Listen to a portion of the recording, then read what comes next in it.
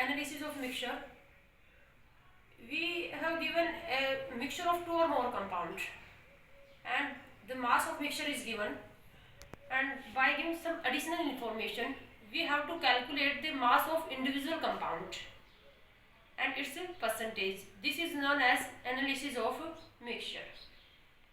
एक मिक्सचर के अंदर हमें दो या दो से ज़्यादा कंपाउंड का मतलब मास दे दिया जाएगा, दो या दो से ज़्यादा कंपाउंड का हमें मिक्सचर दे दिया जाएगा और साथ में कुछ एडिशनल इन्फॉर्मेशन दी जाएगी, कोई गैस वगैरह बन रही है, कोई केमिकल रिएक्शन इन्वॉल्व हुई है, उसकी एडिशनल इन्फॉर्मेशन। उसके बिहाफ के ऊपर हमें क्या करना है, जो इंडिविजुअल कंपाउंड है उसका मास निकालना और उसकी परसेंटेज निकालनी है। ये है हमारे पास एनालिसिस ऑफ मिक्सचर। इससे लास्ट वीडियो में भी मैंने आपको ये बताया था, हम इस टाइप के जो प्रॉब्लम है उनके न्यूमेरिकल से ही समझ सकते हैं। जैसे हमें स्टेटमेंट दी जाएगी उसी के अकॉर्डिंग हम उस स्टेटमेंट को सॉल्व करके ही इस टाइप की प्रॉब्लम को कैसे सॉल्व करना है हम इसको समझेंगे। तो हमें प्रैक्टिस ही करनी पड़ेगी। इस टाइप के टॉपिक की जितनी प्रैक्टिस करेंगे उतनी ही हमारी अंडरस्टैंडिंग आएगी। तो यहाँ पर मैंने एक प्रॉब्लम ली है एनालिसिस ऑफ मिक्सचर को समझने के लिए। 190 gram mixture of Na2CO3 and NaHCO3 is heated at S3P।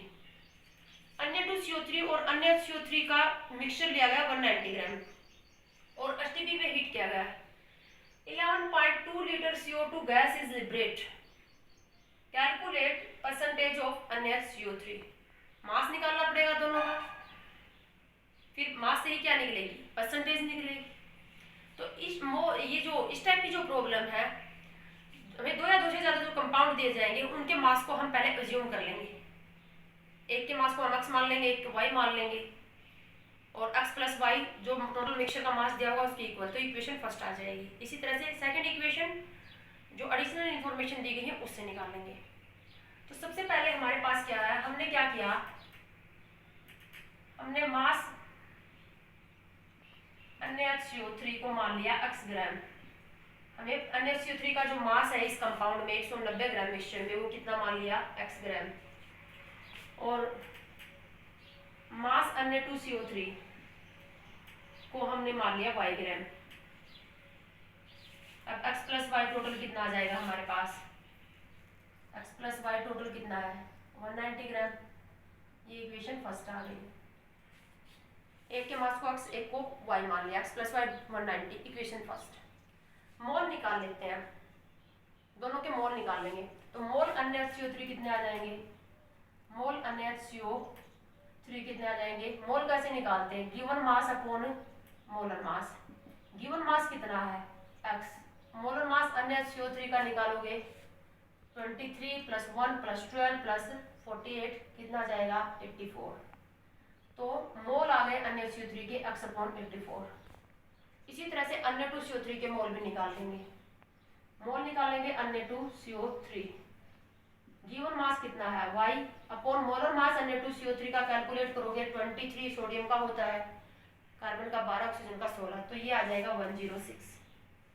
तो मोल Na2CO3 आ गया y अपॉन 106, मोल NaHCO3 आ गया x अपॉन 84। एक काम और करेंगे, कार्बन डाइऑक्साइड जो गैस दी गई है उसके भी मोल बना लेते हैं। एसटीपी कंडीशन के ऊपर किसी भी गैस का वॉल्यूम अगर लीटर में दिया गया है तो मोल निकालेंगे कैसे, दिए हुए वॉल्यूम को 22.4 लीटर से डिवाइड करेंगे। वैसे ये फॉर्मूले याद करने की जरूरत नहीं है, अगर गदरोला लगाएंगे एसटीपी कंडीशन के ऊपर 22.4 लीटर अगर गैस दी हुई होगी तो मोल कितने होंगे, एक 11.2 लीटर दी गई है तो मोल कितना हो जाएगा 11.2 अपॉन 22.4 हाफ, तो हाफ मोल आ जाएगा। CO2 के मोल आ गए, ये कार्बन डाइऑक्साइड गैस के मोल कितने आ गए, वॉल्यूम को हमने मोल में कन्वर्ट कर लिया, हाफ मोल। अब हम जो केमिकल रिएक्शन हो रही है उसको, इस मिक्सचर को हीट किया गया एसटीपी कंडीशन के ऊपर NaHCO3 और Na2CO3 के मिक्सचर को हीट किया गया और उस टाइम जो गैस निकली CO2 वो 11.2 लीटर निकली। अब हम लगाएंगे केमिकल रिएक्शन। तो अब हम करते हैं NaHCO3, सेपरेट करेंगे ये रिएक्शन। मिक्सचर के अंदर दो या दो से ज़्यादा जो कंपाउंड दिए गए हैं उनकी रिएक्शन सेपरेट लिखेंगे क्योंकि वो सेपरेटली रिएक्ट कर सकते हैं, डिफरेंटली रिएक्ट कर सकते हैं, जरूरी नहीं रिएक्शन सेम करें। तो NaHCO3 को हीट करेंगे पहले तो हम। अब NaCO3 को जब हम हीट करते हैं तो ये बनता है Na2CO3 plus CO2 plus H2O। ये रिएक्शन आप पहली बार नहीं पढ़ रहे, 10th क्लास में इस रिएक्शन को आपने बहुत बार पढ़ा है एसिड बेस और सोल्ट वाले यूनिट में। NaCO3 क्या होता है? Baking soda. बेकिंग सोडा से सोल्वी अमोनिया प्रोसेस से वॉशिंग सोडा बनाने की प्रोसेस आपने पढ़ी होगी। बेकिंग सोडा को जब हम हीट करते हैं, पहले हम सोल्वी अमोनिया प्रोसेस से बेकिंग सोडा बनाते हैं, फिर उसको हीट करते हैं तो वॉशिंग सोडा बन जाता है। तो ये वही रिएक्शन है, पढ़ चुके हो बहुत बार आप इसको बैलेंस कर लेते हैं हम। बैलेंस करने के लिए यहाँ पर सोडियम 2 दिखाई दे रहे हैं तो इधर भी 2 लगा देंगे।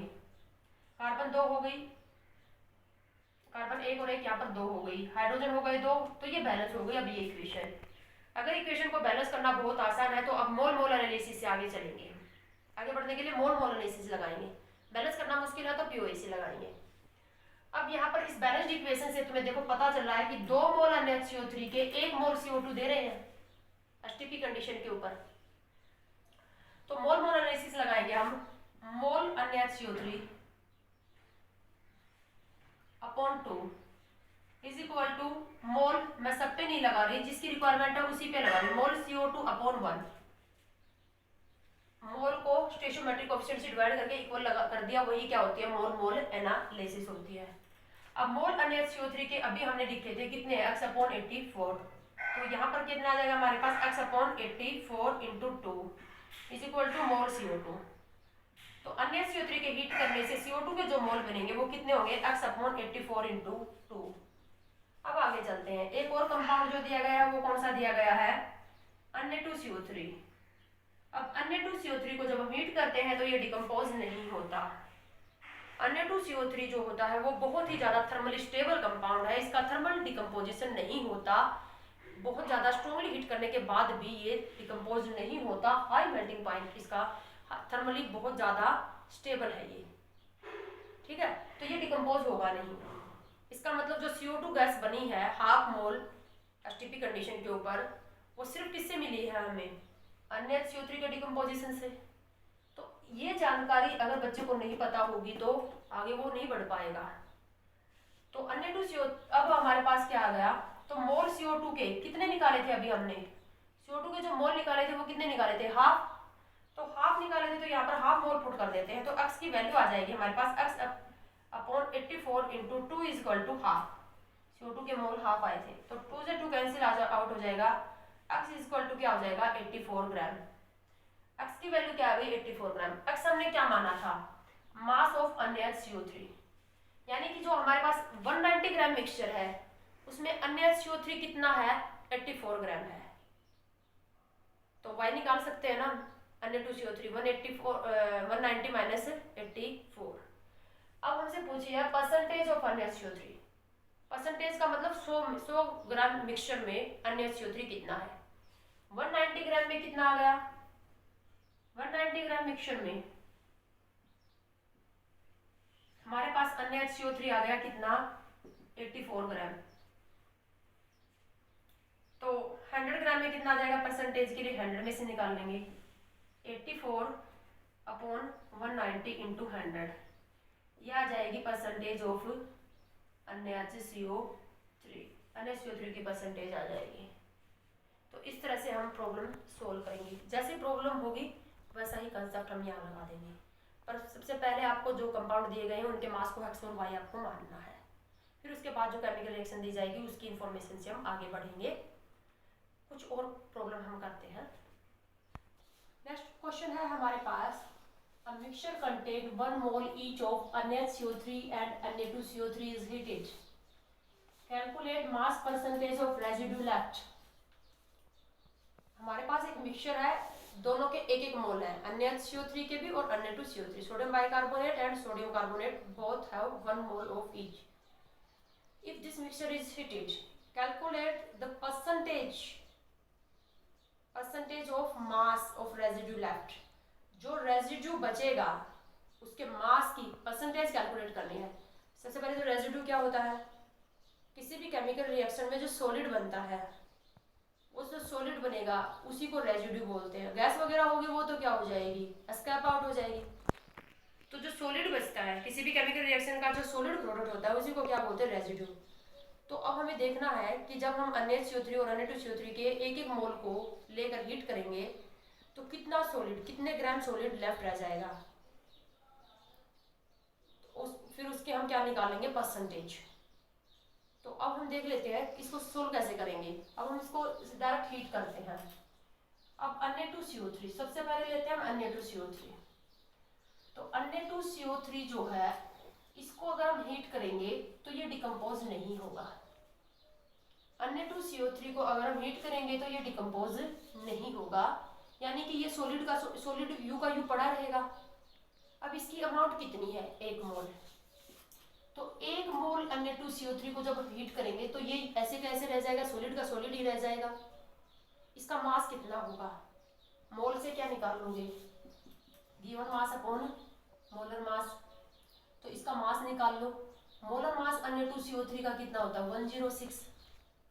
मोल कितना, 1, तो W कितना आ जाएगा, 106 ग्राम। तो 106 ग्राम तो Na2CO3 ही रह जाएगा एज इट इज, क्योंकि ये सॉलिड है, सॉलिड ही रहेगा, ये डिकम्पोज नहीं हो रहा, कुछ नहीं बिगड़ रहा इसका। तो टोटल मिक्सचर में से 106 ग्राम तो यहाँ पर से आ जाएगा रेजिड्यू हमारे पास। अब हम NaCO3 को हीट करेंगे। अब NaCO3 को अभी इससे पहले वाले प्रॉब्लम में भी लिया था। NaCO3 को जब हम हीट करते हैं तो क्या बनता है, Na2CO3 plus CO2 plus H2। Balance करने के लिए लगा देते हैं 2। जब हम इसको हीट करते हैं, सोडियम बाइकार्बोनेट को हीट करते हैं, सोडियम कार्बोनेट बनता है। अब इसकी मोल मोल एनालिसिस लगा दो इसके ऊपर। Mole NaCO3 upon 2 is equal to residue हमारा, ये तो गैस है, ये निकल जाएगा, ये भी क्या है, इसका भी गैस है, ये वेपर बन के निकल जाएगा। तो रेजिड्यू तो हमारे पास ये है ना, तो इसके मोल निकाल लेंगे हम। मोल Na2CO3 और इसका स्टेचोमेट्रिक कोएफिशिएंट है 1। इसके मोल निकालेंगे, फिर इसको मास में कन्वर्ट कर देंगे। तो रेजिड्यू तो ये बचेगा ना, सॉलिड है ये, तो रेजिड्यू यहाँ से ये आएगा। हमें देखना है कि Na2CO3 के कितने मोल आएंगे, मोल को मास में कन्वर्ट कर लेंगे। NaCO3 के मोल हमें कितने दिए गए थे, 1। तो यहाँ पर NaCO3 के मोल 1, दोनों के एक एक मोल लिए गए थे, 1/2। तो मोल Na2CO3 कितने आ गए हमारे पास, हाफ मोल आ गया। Na2CO3 का हाफ मोल। अब हाफ मोल का हम क्या निकाल लेंगे, मास। कैसे निकालोगे, मोल निकालते हैं given mass upon molar mass. अब इसका जो मोलर मास है Na2CO3 का वो कितना होता है, Na2CO3 का होता है 106 ग्राम मोलर मास। मोल कितना है, हाफ, तो W निकाल लोगे तो W कितना आ जाएगा, 106 अपॉन 2, 53 ग्राम। तो 53 ग्राम रेजिड्यू ये बनेगा 53 ग्राम, और ये 1 मोल है, ये एज इट इज रहेगा, तो 106 ग्राम ये होगा। तो टोटल जो रेजिड्यू बना, टोटल रेजिड्यू हमारे पास कितना बना, 106 प्लस 53 कितना आ जाएगा, ये 951, 159 ग्राम। अब टोटल स्टार्टिंग में मास कितना दिया गया था हमें मिक्सचर का, स्टार्टिंग में मास दोनों के एक एक मोल दिए गए थे। तो एक एक मोल का जो मास होता है वो मोलर मास ही होता है। तो Na2CO3 का 106 और NaCO3 का कितना है 84। Na2CO3 का 1084, तो कितना आ गया ये 190 ग्राम। एक एक मोल दिए गए थे, एक मोल का मास किसके इक्वल होगा, मोलर मास। Na2CO3 का 106 और Na2CO3 का 84, तो 190 ग्राम स्टार्टिंग में हमें मास दिया गया था। मिक्सचर का मास 190 था, मैंने अपनी बार एक एक मोल के लेके इसको किया था। तो 190 जो हमारे पास 190 ग्राम मिक्सचर है उसमें रेजिड्यू कितना बना, जो रेजिड्यू बना वो कितना बना 159 ग्राम। परसेंटेज के लिए किस में से निकालेंगे, 100 ग्राम में से। 100 ग्राम अगर हमें मिक्सचर दिया जाता तो रेजिड्यू कितना रह जाता, 159 अपॉन 190 इंटू 100, यह आ जाएगी परसेंटेज रेजिड्यू। रेजिड्यू के मास की परसेंटेज आ जाएगी। एक बार फिर से समझ लो क्या किया था, NaCO3 और Na2CO3 के एक एक मोल को हमने हीट किया था। तो पूछ लिया हमसे कि जो रेजिड्यू बनेगा उसके मास की परसेंटेज निकालो। तो हमने क्या किया, केमिकल रिएक्शन लगाई। Na2CO3 को जब हम हीट करेंगे तो आपको याद रखना है कि कुछ नहीं बिगड़ेगा इसका, ये एज इट इज रहेगा। 1 मोल Na2CO3 का मास कितना होगा, 106 ग्राम इसका मोलर मास है, तो 106 ग्राम रेजिड्यू तो यहाँ से बन जाएगा। और NaCO3 को हीट करेंगे तो क्या बनेगा, Na2CO3 CO2H2O। अब CO2H2O तो गैस बन के उठ जाएंगे, रेजिड्यू सॉलिड कौन रह जाएगा, Na2CO3। मोल मोल एनालिसिस लगा के Na2CO3 के मोल निकाल लिए, इसके मोल अपॉन इसका जो स्टोइचोमेट्रिक कोएफिशिएंट है 2, इसके मोल इसका स्टोइचोमेट्रिक कोएफिशिएंट है 1, इसके मोल हमें कितने दिए गए थे 1, स्टोइचोमेट्रिक कोएफिशिएंट 2, तो Na2CO3 के मोल आ गए हाफ। Na2CO3 का जो मोलर मास है वो कितना होता है 106, 1 मोल का मास 106 है तो हाफ मोल का मास कितना हो जाएगा 53 ग्राम, तो 53 ग्राम रेजिड्यू यहाँ से आ गया, तो टोटल जो रेजिड्यू आया वो 106 प्लस 53 159 ग्राम आ गया। और टोटल स्टार्टिंग में जो मास था एक एक मोल का मास, मोलर मास जोड़ लिया 106 और 84 990, तो 190 ग्राम में से रेजिड्यू है 159 ग्राम, परसेंटेज के लिए 100 ग्राम में से कितना हो जाएगा 159 अपॉन 190 इंटू 100, ये परसेंटेज आ जाएगी रेजिड्यू की। इसी टाइप के और न्यूमेरिकल जो है प्रैक्टिस करो, अपने आप कंसेप्ट क्लियर हो जाएगा। उसके बाद हम लेंगे combustion of carbon after the analysis of the mixture. Combustion of carbon, अब किसी भी सब्सटेंस के अंदर जो कार्बन होगी, या हमारे पास जैसे कोल है, कोयला है, प्योर कार्बन है, उसको जब हम हीट करते हैं एयर की प्रेजेंस में, तो वहाँ एयर के अंदर ऑक्सीजन जो होती है, ऑक्सीजन के साथ वो क्या होगा, जलने लग जाएगा, बर्न करने लग जाएगा। इसी प्रोसेस को क्या बोलते हैं, कंबस्शन।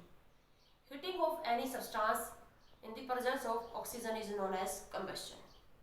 तो जब हम कार्बन का कंबस्शन करते हैं तो हमारे पास क्या होगी, जो ऑक्सीजन दी जाएगी, ऑक्सीजन की जो अवेबिलिटी होगी, ऑक्सीजन गैस की जो अवेबिलिटी होगी, वो डिसाइड करेगी कि क्या प्रोडक्ट मिलेगा। अगर ऑक्सीजन गैस एक्सेस में हो, अब जैसे हम क्या करेंगे, इस रूम के अंदर कार्बन को रख के गर्म करेंगे, तो यहाँ एयर है, एयर में ऑक्सीजन एक्सेस में है, तो अगर ऑक्सीजन एक्सेस में मिलेगी कार्बन को तो कंप्लीट कंबस्शन हो जाएगा, और कंप्लीट कंबस्शन होगा तो कौन सी गैस मिलेगी, कार्बन डाइऑक्साइड गैस। और अगर लिमिटेड सप्लाई मिले, ऑक्सीजन पूरी ना मिले कंबस्शन के लिए, तो क्या होगा, इनकम्प्लीट कंबस्शन होगा, और इनकम्प्लीट कंबस्शन से क्या बनेगी, कार्बन मोनोऑक्साइड गैस। अब ऐसा भी तो हो सकता है कि दोनों गैस बन जाए, कार्बन मोनोऑक्साइड और कार्बन डाइऑक्साइड, यानी कि जब कार्बन का कंबस्शन करते हैं तो हमारे पास 3 टाइप की कंडीशन हो सकती हैं।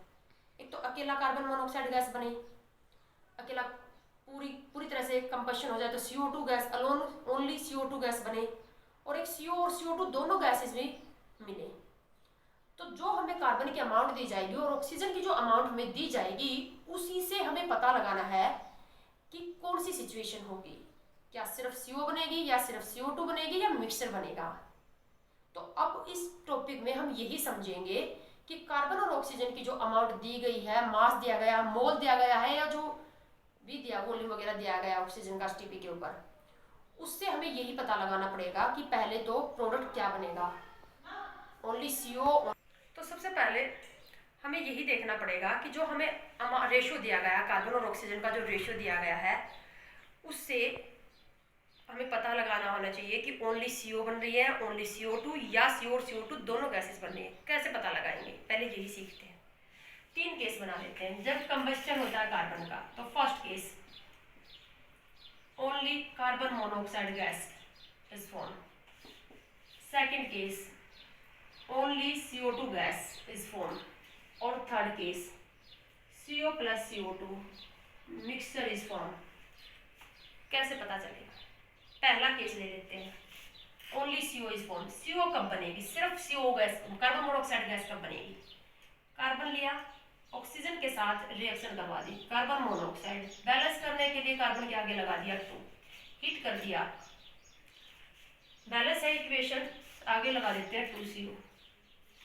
ये जो बैलेंस इक्वेशन है, इसमें देख रहे हो 2 मोल कार्बन 1 मोल ऑक्सीजन के साथ रिएक्ट करके 2 मोल कार्बन मोनोऑक्साइड बना रहा है।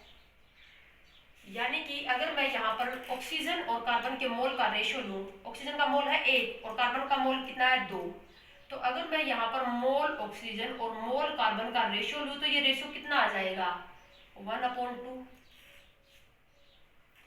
अगर तुम्हें कार्बन और ऑक्सीजन की जो अमाउंट दी गई है उसमें कार्बन और ऑक्सीजन का मोल रेशियो 1/2 दिया गया है, mole ratio of oxygen and carbon is 1/2 दिया गया है। मोल रेशियो 1/2 दिया गया है या 1/2 से भी कम दिया गया है। कार्बन और ऑक्सीजन का मोल रेशियो, ऊपर ऑक्सीजन और कार्बन का मोल रेशियो अगर 1/2 या 1/2 से भी कम दिया गया है तो सिर्फ कौन सी गैस बनेगी? Carbon monoxide. ये रिजल्ट आपको याद रखने हैं। कहां से पता लगाया मैंने? ये बैलेंस इक्वेशन लिखी। इस बैलेंस इक्वेशन में तुम्हें दिखाई दे रहा है 2 मोल कार्बन के 1 मोल ऑक्सीजन के साथ रिएक्शन कर रहे हैं, तो यहाँ पर ऑक्सीजन और कार्बन का जो मोल रेशियो है 1/2 या 1/2 से भी क्या होना चाहिए? 1/2 से भी कम होना चाहिए, लेस देन 1/2, लेस देन। अगर ऑक्सीजन और कार्बन का मोल रेशियो 1/2 या लेस देन 1/2 दिया है तो सिर्फ कौन सी गैस बनेगी? Carbon monoxide.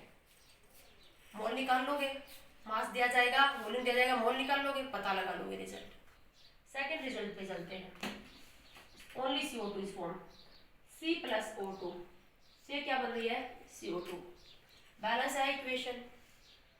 बैलेंस इक्वेशन में कार्बन और ऑक्सीजन का मोल रेशियो तुम्हें 1:1 दिखाई दे रहा है। अगर ऑक्सीजन और कार्बन का जो मोल रेशियो है वो 1 दिया गया है या ग्रेटर देन 1 दिया गया है, 1 या ग्रेटर देन क्या दिया गया है? 1।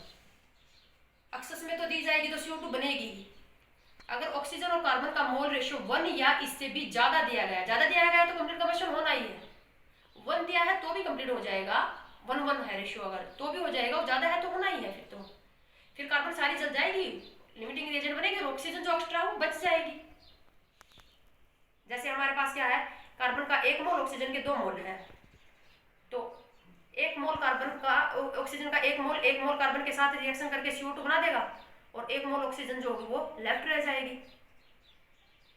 ठीक है, तो अगर ऑक्सीजन और कार्बन का मोल रेशियो 1 से ज्यादा या 1 दिया है तो सिर्फ कौन सा प्रोडक्ट आएगा? CO2। और अगर इनके बीच का आ जाए मोल रेशियो, अगर मोल रेशियो ऑफ ऑक्सीजन और मोल रेशियो कार्बन इनके बीच का आ जाए, ग्रेटर देन आ जाए 1/2 और लेस देन आ जाए 1, तो हमारे पास कौन सी आएगी? CO + CO2 दोनों बनेंगी। अगर ऑक्सीजन और कार्बन का मोल रेशियो 1 से कम आ जाए और हाफ से ज्यादा आ जाए तो कार्बन मोनोऑक्साइड और कार्बन डाइऑक्साइड गैस दोनों बनेगी। फिर मिक्सचर मिलेगा कार्बन मोनोऑक्साइड और कार्बन डाइऑक्साइड। अब मिक्सचर में भी ये जरूरी नहीं है कि इक्वल अमाउंट में बनेगा। जितने अमाउंट में कार्बन मोनोऑक्साइड बनेगी उतनी अमाउंट में CO2 बनेगी। वो हमें जो अमाउंट दी जाएगी उससे हम इसको सोल्व करेंगे कि कितना हमें जो अमाउंट दी गई है उससे कार्बन मोनोऑक्साइड कितनी बनेगी और कार्बन डाइऑक्साइड कितनी बनेगी। तो ये 3 रिजल्ट आपको याद रखने हैं। अगर ऑक्सीजन और कार्बन का mole ratio less than half या इक्वल टू हाफ है तो only CO। Mole ratio of oxygen और कार्बन ग्रेटर देन 1 और इक्वल टू 1 है तो only CO2। and mole ratio of oxygen and carbon is lie in between is greater than half and less than 1, then CO and CO2 both are formed। अब हम एक problem लेके इसको solve करते हैं। Problem में हमें दिया गया 48 gram carbon and 96 gram oxygen are formed or react.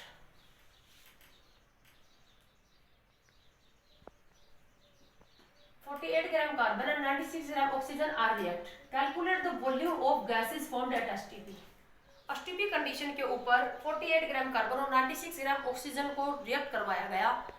Gas जो बनेंगी उनका वॉल्यूम STP के ऊपर हमें निकालना है। सबसे पहले हम मोल निकाल लेते हैं कार्बन के और ऑक्सीजन के। मोल कैसे निकालेंगे? मोल कार्बन के given mass upon atomic mass. Given mass है 48 और एटॉमिक मास कितना होता है कार्बन का? 12, तो कितना आ जाएगा मोल? 4 मोल। कार्बन के मोल कितने आ गए? 4। ऑक्सीजन के मोल निकाल लेते हैं। ऑक्सीजन O2 है, O नहीं है। मोलर मास पुट करना है 32, न कि atomic mass 16। Oxygen gas O2 की फॉर्म में है न कि एटॉमिक फॉर्म में, मॉलिक्यूलर फॉर्म में। गिवन मास कितना है? 96। मोलर मास कितना आएगा? 32। बच्चे यहाँ गलती करते हैं, 32 की बजाय 16 ले लेंगे।